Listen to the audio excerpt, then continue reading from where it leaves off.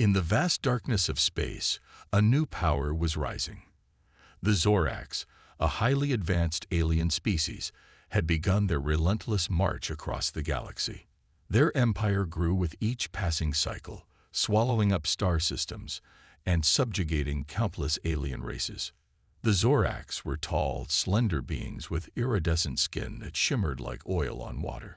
Their large, multifaceted eyes could see spectrums of light beyond human imagination. 4 arms, each ending in delicate, 6-fingered hands, gave them unparalleled dexterity.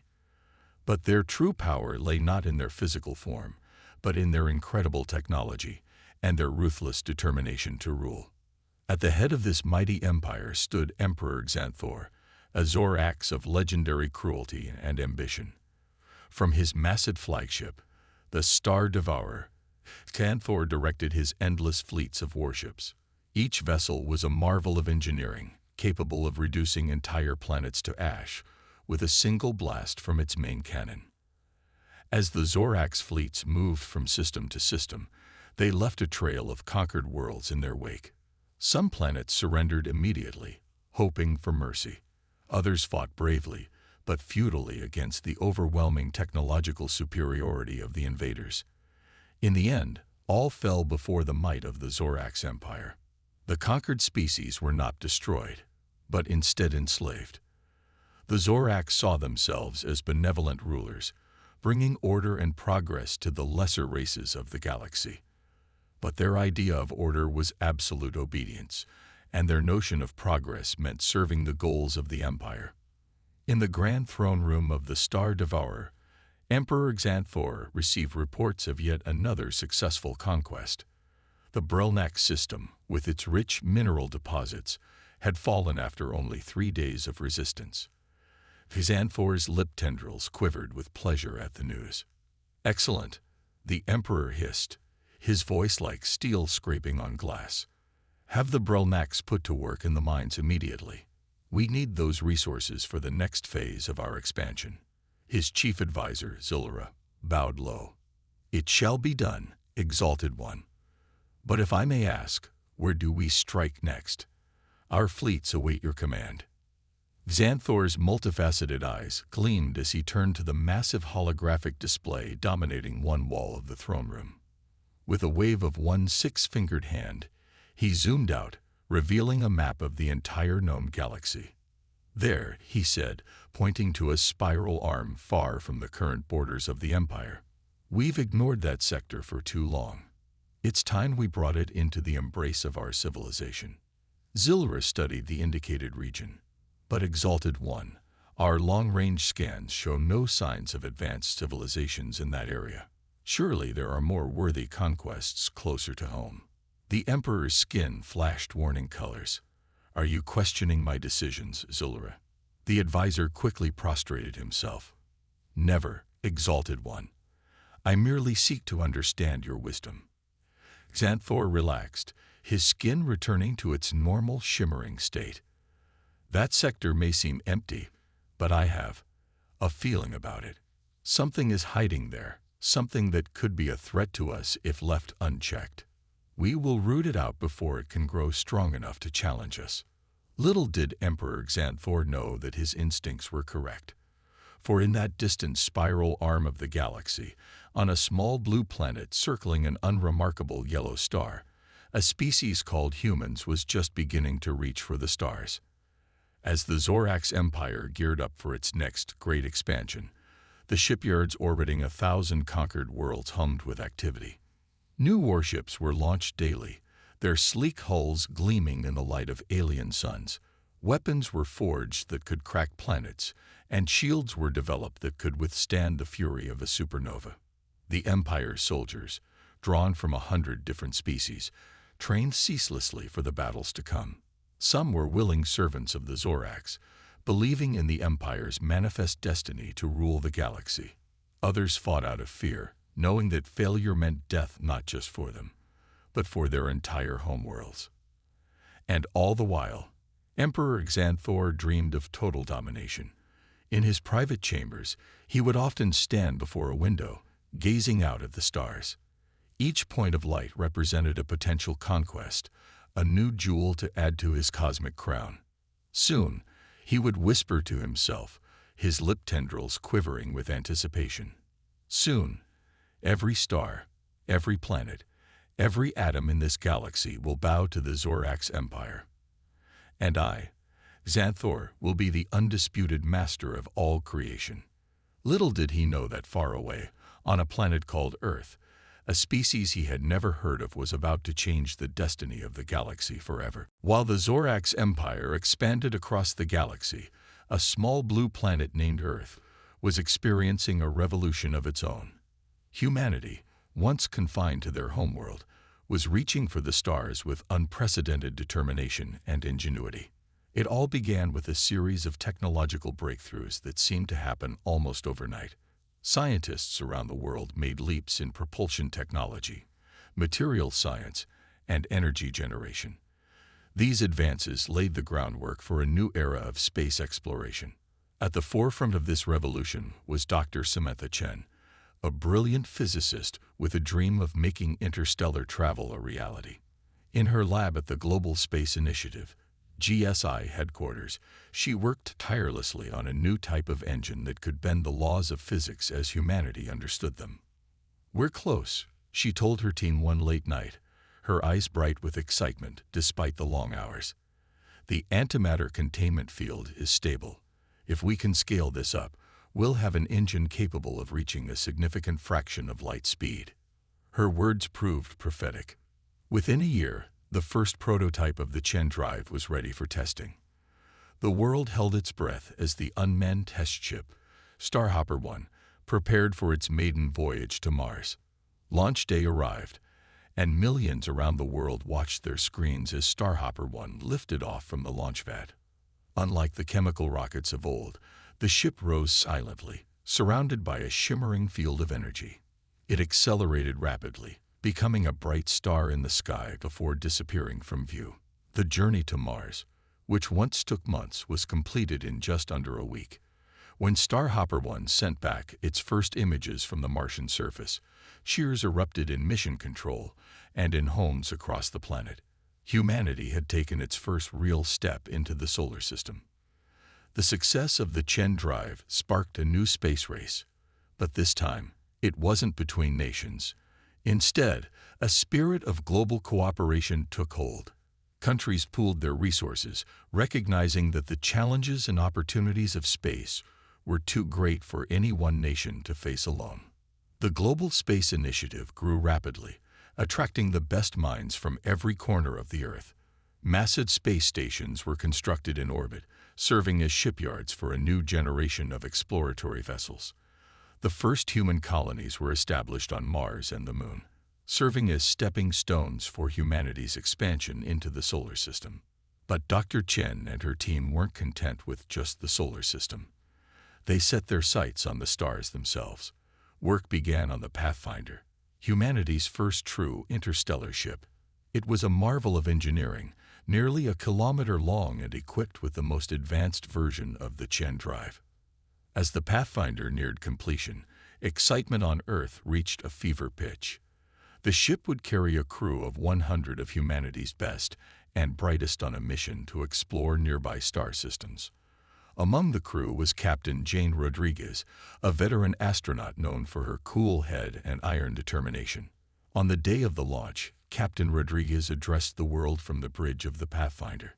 "Today, we take our first step into the galaxy," she said, her voice steady and confident. "We go not just for ourselves, but for all of humanity. Whatever we find out there, we face it together." With those words, the Pathfinder activated its Chen drive. The massive ship rose from its orbital dock, surrounded by a bubble of distorted space. In a flash of light that outshone the stars, it was gone, carrying humanity's hopes and dreams to the cosmic ocean. Back on Earth, Dr. Chen watched the launch with tears in her eyes. Her life's work had opened up the galaxy to humanity. But as she celebrated with her team, she couldn't shake a feeling of unease. What would humanity find among the stars? Would they be alone, or would they encounter other intelligences? Little did she know that far across the galaxy, The Zorax Empire was beginning to turn its gaze towards Earth's corner of space. The human adventure among the stars was just beginning, and it was on a collision course with a power that had crushed countless civilizations before. As more ships followed in Pathfinder's wake, humanity began to establish its first extrasolar colonies. These pioneers faced incredible challenges, terraforming hostile planets and adapting to alien environments. But with each success, humanity grew stronger and more confident. A new age had dawned for Earth. Humanity was no longer bound to one world, or even one star system. They were becoming a true spacefaring civilization, ready to take their place among the stars. But as they expanded, they remained unaware of the gathering storm that was the Zorax Empire and the cosmic conflict that loomed on the horizon. 10 years had passed since the launch of the Pathfinder. Humanity had spread to a dozen star systems, establishing colonies and research outposts on distant worlds. One such colony was New Eden, a lush planet orbiting a star 40 light-years from Earth. New Eden was humanity's pride, a thriving world of 100,000 colonists. Its capital, Hope City, boasted gleaming towers and advanced research facilities. The colony's governor, Maria Vasquez, looked out over the city from her office window, admiring the blend of human architecture and alien landscape. Little did Governor Vasquez know that her peaceful world was about to become the stage for humanity's first encounter with an alien civilization. In orbit around New Eden, the early warning system suddenly lit up. Captain Tom Chen, son of the famous Dr. Samantha Chen, was on duty aboard the defense station. He stared in disbelief at the readings on his screen. "This can't be right," he muttered, double-checking the data. "Control, we have multiple unknown objects entering the system at high speed. They're huge." As the objects drew closer, their true nature became clear. They were ships, far larger and more advanced than anything humanity had ever built. Their hulls gleamed with an otherworldly metal, and strange energy readings pulsed from their cores. On the bridge of the lead ship, Emperor Xanthor of the Zorax Empire observed the human colony with disdain. "So this is what was hiding in this backwater sector," he hissed. "Pitiful. Zilura, open communications with these creatures." Back on New Eden, panic was spreading. Governor Vasquez tried to maintain calm as she addressed the colony. "Citizens of New Eden, we have detected unknown vessels entering our system. Please remain calm and follow emergency protocols. Our defense forces are on high alert." Suddenly, every screen on the planet flickered to life with an alien face. Emperor Xanthor's multifaceted eyes gleamed as he spoke, his words translated by advanced AI. "Inhabitants of this world, hear me. I am Emperor Xanthor of the Zorax Empire. Your planet now belongs to us. Surrender peacefully, and you may live as servants of the Empire. Resist, and you will be destroyed." A stunned silence fell over New Eden. Governor Vasquez, her heart racing, knew the fate of her people rested on her next words. She stepped up to the communication panel, her voice steady despite her fear. "Emperor Xanthor, I am Governor Maria Vasquez of New Eden. We are a peaceful colony of Earth. We have no quarrel with you or your empire. Surely we can discuss this matter diplomatically." Xanthor's lip tendrils quivered in what might have been amusement. "Diplomacy. Your primitive species knows nothing of galactic politics. You have two choices, submit or perish." In orbit, Captain Chen watched the exchange with growing anger. He turned to his crew. "We can't just sit here and do nothing. Prep all defense satellites. If these aliens want to fight, we'll give them one they won't forget." As Chen's crew scrambled to action, Governor Vasquez continued her attempt at diplomacy. "Emperor, please reconsider. We may be new to the galactic stage, but we have much to offer. Our technology, our culture." "Silence," Xanthor roared. "Your pathetic attempts at negotiation bore me. You have one planetary rotation to surrender. After that, we will take your world by force." The communication cut off, leaving New Eden in a state of shock and fear. Governor Vasquez immediately called an emergency meeting with her top advisors and military leaders. Options, people. I need options, she demanded. General Sarah O'Neill, head of New Eden's Defense Force, spoke up. Our military strength is no match for theirs, Governor. But we have something they don't expect. The element of surprise. They think we're primitives. Let's show them how wrong they are. Captain Chen's voice came through the comm system. Governor, I have an idea. It's risky, but it might buy us the time we need. We can use the Chen drives of our ships to create a massive energy burst. It won't harm them, but it might blind their sensors long enough for us to get a distress call to Earth. Governor Vasquez nodded grimly. Do it, Captain. And someone get me a direct line to Earth. We need to warn them about what's coming. As New Eden prepared for the fight of its life, news of the alien arrival spread across human space like wildfire. On Earth, emergency meetings were called, and the full might of humanity's fleet was mobilized.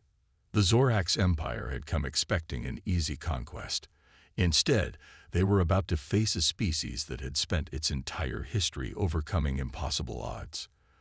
The battle for New Eden was about to begin, and with it, a war that would determine the fate of humanity in the galaxy. The Zorax ultimatum expired, and the skies above New Eden lit up with the fire of alien weapons.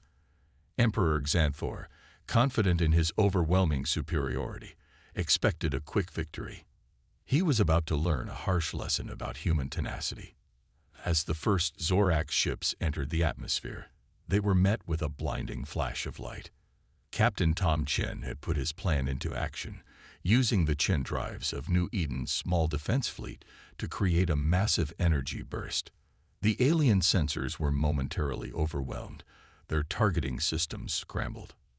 Now, shouted General Sarah O'Neill from the underground command center. Launch all fighters. From hidden hangars across the planet's surface, squadrons of Earth's latest starfighters rose to meet the invaders. These nimble craft, piloted by Earth's best, darted between the massive Zorax ships, exploiting gaps in their defenses that the aliens didn't even know existed. In orbit, Captain Chen coordinated the space battle. Concentrate fire on their lead ship, he ordered. Let's show them we're not as primitive as they think. The human ships, though smaller and less advanced, moved with a speed and unpredictability that caught the Zorax off guard. Advanced AI systems, developed from years of deep space exploration, allowed the human pilots to react faster than their alien counterparts. On the surface, Governor Vasquez helped coordinate the ground defense. We need to buy more time, she said to her staff. Every minute we hold out is another minute for Earth to prepare. The governor's words proved prophetic. Across human space, the distress call from New Eden had galvanized the species into action. Ships were being recalled, weapons primed, and a massive relief fleet was being assembled. Humanity had no intention of surrendering its hard-won place among the stars. Back on New Eden, the battle raged on. The Zorax, recovering from their initial surprise, began to push their advantage in numbers and firepower. Several human fighters exploded in brilliant flashes, their pilots making the ultimate sacrifice to protect their home. But for every human ship lost, the defenders extracted a heavy toll. Innovative tactics and technology allowed them to punch far above their weight. Stealth torpedoes, developed for mining operations in asteroid fields, were repurposed into devastating weapons that the Zorax shields couldn't detect until it was too late. Emperor Xanthor, watching the battle from his flagship, felt something he hadn't experienced in centuries: doubt. How is this possible? He raged at his advisors. They're nothing but primitives. Zillara, the Emperor's chief advisor, spoke cautiously. It seems, Exalted One, that we may have underestimated these humans. Their technology, while not as advanced as ours, is innovative, and their tactics are unlike anything we've encountered before. On the planet's surface, things were growing desperate. Zorax dropships had managed to land troops, and fierce battles were being fought in the streets of Hope City. But here, too, The aliens found the humans to be far more formidable than expected. Dr. Lisa Chen, the colony's chief scientist and sister to Captain Tom Chen, had repurposed the colony's terraforming equipment into makeshift weapons. Atmospheric processors became hurricane generators, creating localized storms that threw Zorax troops into disarray. Seismic stabilizers were reversed, creating targeted earthquakes under the alien landing zones. In orbit, Captain Chen's forces were taking heavy losses, but they refused to yield. "We are humanity's first line of defense," he told his battered crew. "Every second we hold out is a second Earth uses to prepare. We will not fail." As if in answer to his words, new contacts appeared on the long-range sensors. For a moment, fear gripped the human defenders. Had Zorax reinforcements arrived? But then, cheers erupted across all channels as the signatures were identified. The first wave of Earth's relief fleet had arrived. Leading the fleet was the UES Defiant, Earth's most advanced battleship. Its captain, Admiral Jane Rodriguez, the same Jane Rodriguez who had once captained the Pathfinder, opened a channel to New Eden. "This is Admiral Rodriguez to all human forces. The cavalry has arrived. Let's show these aliens why you don't mess with humanity." The tide of battle began to turn. Fresh human ships engaged the Zorax fleet, their weapons and tactics honed by the lessons learned from New Eden's valiant defense. On the planet, the news of reinforcements galvanized the ground forces, who pushed back against the alien invaders with renewed vigor. Emperor Xanthor, for the first time in his long reign, felt the icy grip of fear. The easy conquest he had envisioned had turned into a costly battle against a foe that refused to accept defeat. As he watched more human ships pour into the system, he was faced with a decision that would shape the future of the galaxy: continue the fight, or retreat and reassess this unexpected threat.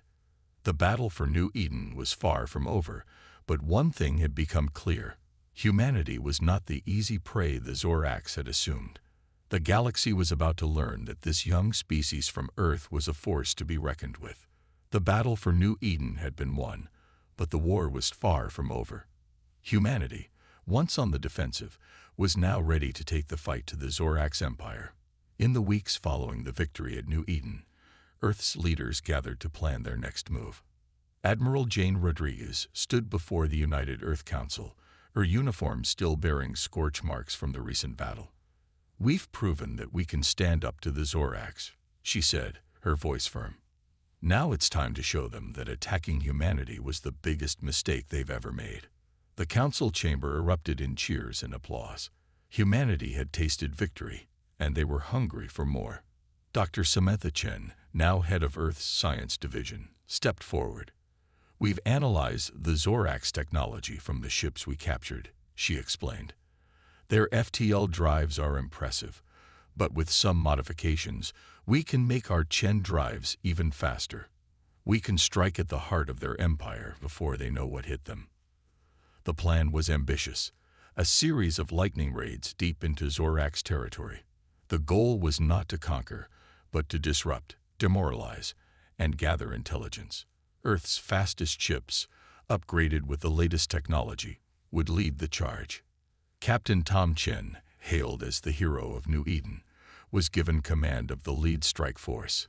His sister, Dr. Lisa Chen, joined as chief science officer, her expertise in adapting technology proving invaluable.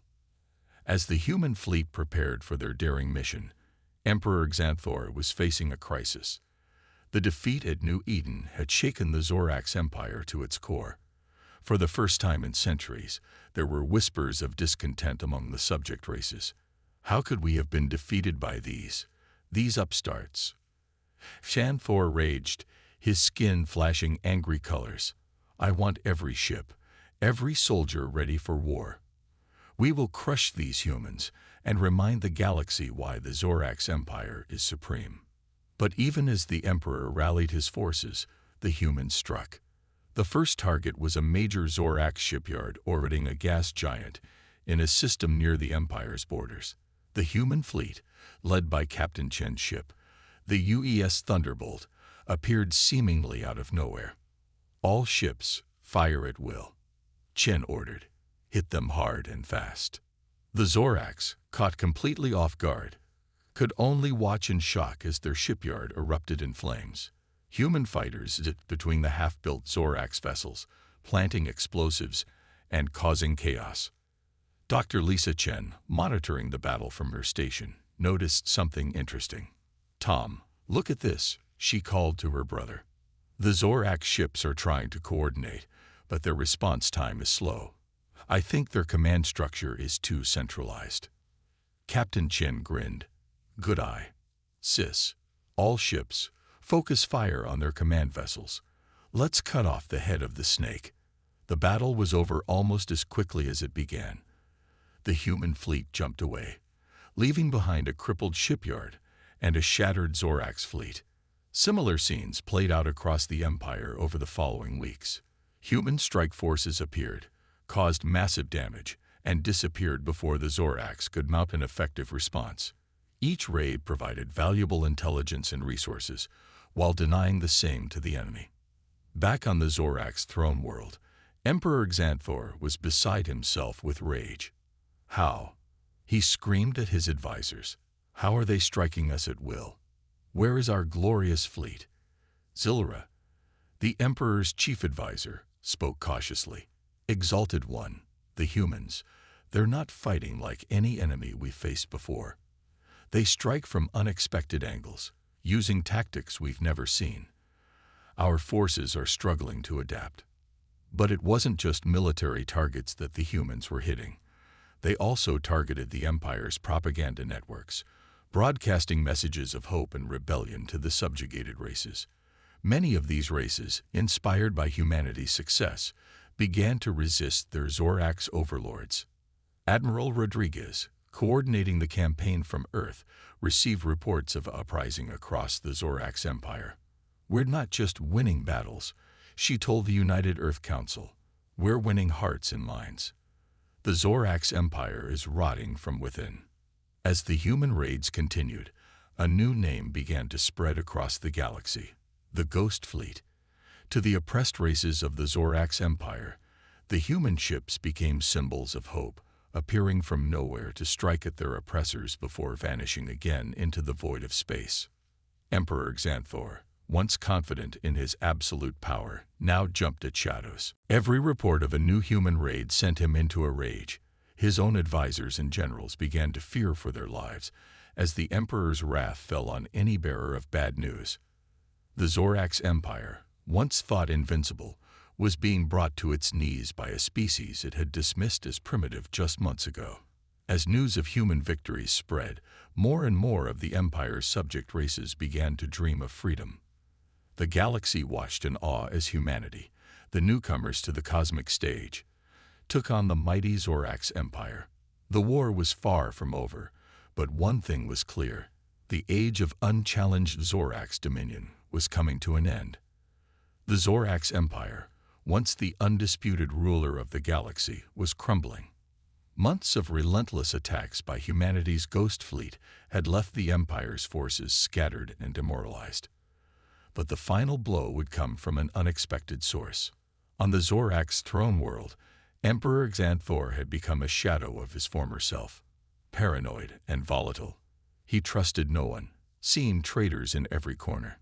His once loyal advisors and generals lived in constant fear, never knowing when the Emperor's wrath might fall upon them. Zilra, the Emperor's chief advisor, knew something had to be done. In secret, he reached out to the leaders of the Empire's subject races and to the human fleet. "The Emperor has lost his mind," Zilra's message read. "If we are to have any hope of survival, Xanthor must be removed." When Admiral Jane Rodriguez received the message, she saw an opportunity. "This could be our chance to end this war without further bloodshed," she told the United Earth Council. "But we'll need to act fast." A daring plan was formed.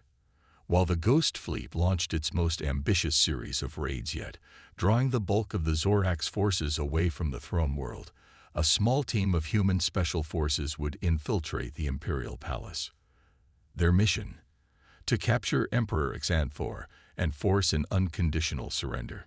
Captain Tom Chen volunteered to lead the mission. "I faced these monsters in space," he said. "It's time I faced them on the ground."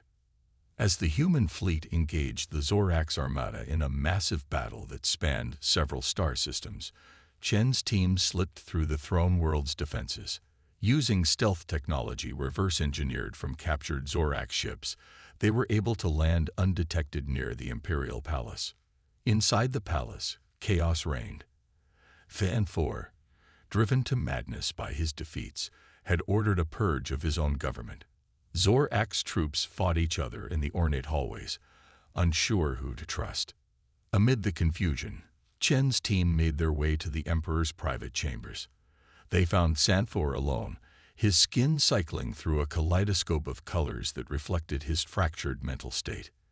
"Emperor Xanthor," Chen announced, his weapon trained on the alien ruler.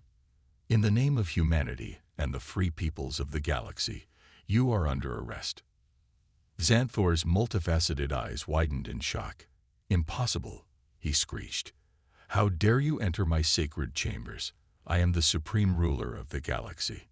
But even as he ranted, the fight seemed to go out of the once mighty emperor. He slumped in his ornate throne, suddenly looking old and defeated.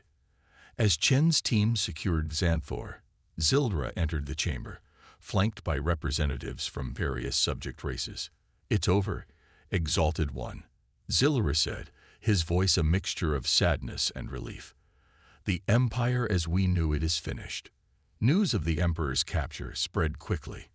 Across the galaxy, Zorax commanders found themselves facing rebellions from within their own ranks and from the planets they once ruled.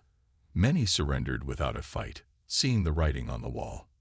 In orbit around the throne world, Admiral Rodriguez watched as Zorax ships began powering down their weapons. "All human forces, cease fire," she ordered. "It looks like we've won." The war that had begun with an unprovoked attack on a small human colony had ended with the toppling of an intergalactic empire.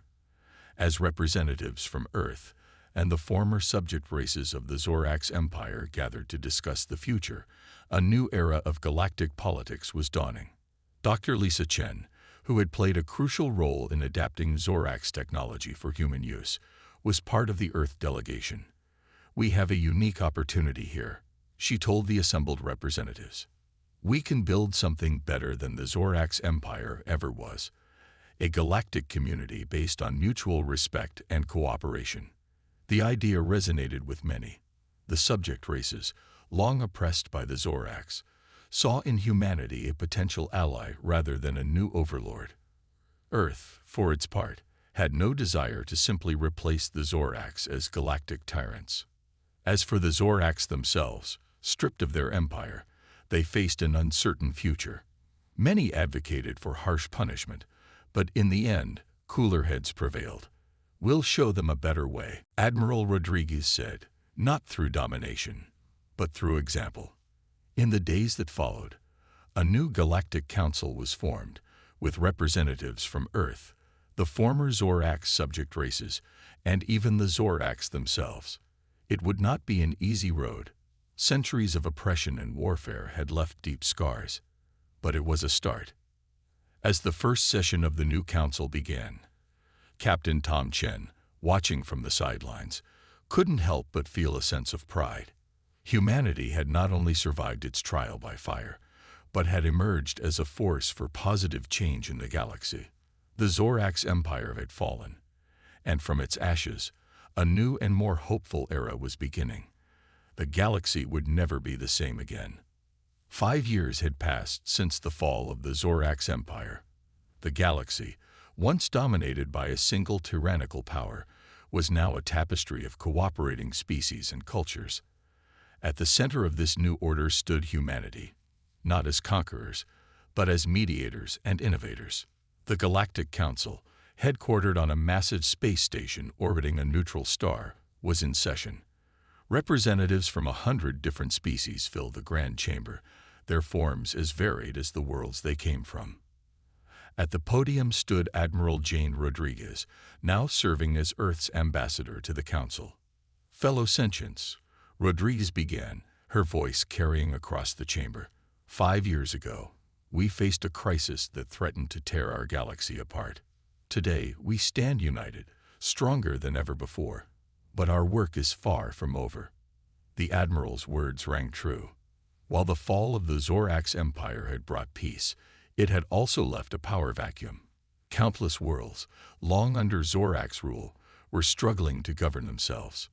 Pirates and warlords sought to carve out their own little empires in the chaos. But where others saw problems, humanity saw opportunities. The Chen Drive, once a closely guarded Earth secret, was now being shared with other species. This act of technological generosity had earned humanity many allies and had quite literally brought the galaxy closer together. Dr. Samantha Chen, the Drive's inventor, led a multi-species team of scientists working on the next generation of the technology. Imagine, she told a group of wide-eyed alien students, a galaxy where distance is no longer a barrier, where any world is just a jump away. That's the future we're building. On the former Zorax throne world, now a bustling hub of galactic commerce, Captain Tom Chen, now Admiral Chen, oversaw a unique project. The massive Imperial Palace, once a symbol of Zorax oppression, was being transformed into a university. We're turning swords into plowshares, Chen explained to a group of visiting dignitaries. This place once represented the worst of the old empire. Now it'll be a beacon of knowledge for the entire galaxy. Not everyone was happy with the new order, of course. Some former Zorax loyalists, unable to accept their loss of power, had formed a terrorist group calling themselves the True Empire. But their attempts at sabotage and violence were met with a united response from the Galactic Council's peacekeeping forces. Led by beings who had once been bitter enemies, these peacekeepers represented the new spirit of cooperation. Humans fought alongside reformed Zorax, while species that had been subjugated for generations now stood as equals with their former oppressors. On Earth, the changes were just as profound. The planet had become a melting pot of galactic cultures. Alien exchange students walked the halls of universities, while human artists collaborated with extraterrestrial counterparts to create entirely new forms of expression. In orbit, the shipyards that had once churned out warships now produced vessels of exploration and science. The human drive to explore had not diminished with victory. If anything, it had grown stronger. Earth's fleets, now joined by allies from across the galaxy, pushed ever outward, mapping new sectors and making first contact with species even the Zorax had never encountered. But perhaps the most remarkable change was in the Zorax themselves. Stripped of their empire and forced to confront the consequences of their actions, many had undergone a profound cultural shift. Young Zorax, raised in the new galactic society, were among the most fervent supporters of peace and cooperation. Zilra, once the advisor to Emperor Xanthor, now served as the Zorax representative to the Galactic Council. "We have been given a second chance," he often said. "A chance to be part of something greater than an empire. A chance to be builders rather than conquerors." As for Xanthor himself, the former emperor lived out his days in comfortable exile on a remote world, largely forgotten by the galaxy he once ruled. Some saw it as too lenient a punishment, but others pointed out that living to see everything he built crumble was perhaps the harshest sentence of all. As the 5th anniversary of the Empire's fall approached, preparations were underway for a grand celebration. Every world in the Council would participate, showcasing their unique cultures in a galaxy-wide festival of unity. Admiral Rodriguez, looking out at the star-filled vista from her office on the Council station, couldn't help but smile. The galaxy was not perfect. There were still conflicts to resolve, injustices to right, and challenges to overcome. But for the first time in millennia, there was hope. Real, tangible hope for a better future. Humanity had entered the galactic stage as underdogs, facing an enemy that by all rights should have crushed them. Instead, they had not only survived, but had helped forge a new era of peace and cooperation. It was, Rodriguez thought, a pretty good start to humanity's galactic adventure. As she turned back to her desk, a message flashed on her screen. A new species had been contacted in a distant sector, and they were requesting to join the Galactic Council. Rodriguez grinned. The adventure, it seemed, was just beginning.